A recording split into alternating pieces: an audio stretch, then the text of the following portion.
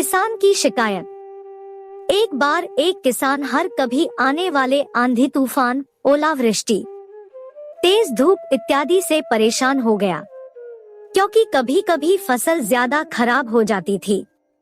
इसलिए वह परेशान होकर ईश्वर से शिकायत करने लगा। किसान बोला, आप ईश्वर तो है, लेकिन फसल को कब क्या चाहिए इसकी जानकारी नहीं है। जिसकी जरूरत भी नहीं होती है वह भी देते रहते हैं।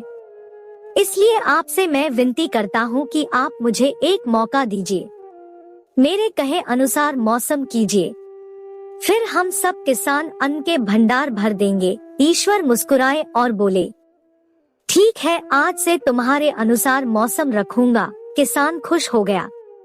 किसान ने अगली फसल में गेहूं की बुवाई की। उसने जब चाहा तब धूप मिली, उसने जब चाहा पानी मिला। पानी की तो उसने बिल्कुल कमी नहीं आने दी।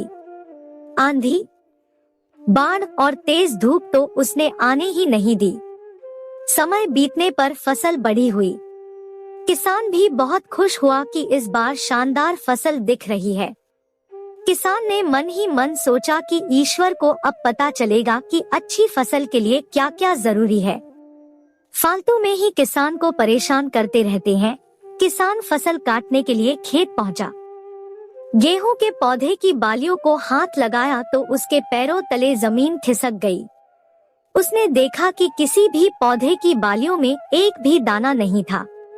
किसान दुखी हो गया और बोला, हे ईश्वर, ऐसा क्यों हुआ? क्योंकि मैंने तो सब कुछ सही किया और सही समय पर किया। इस पर ईश्वर बोले, हे प्रिय किसान, ऐसा तो होना ही था, क्योंकि तुमने इन पौधों को बिल्कुल भी संघर्ष नहीं करने दिया। इन्हें ना तो तेज धूप में तपने दिया, ना ही आंधी का सामना करने दिया। इन्हें किसी भी प्रकार की चुनौतियों का सामना नहीं करने दिया।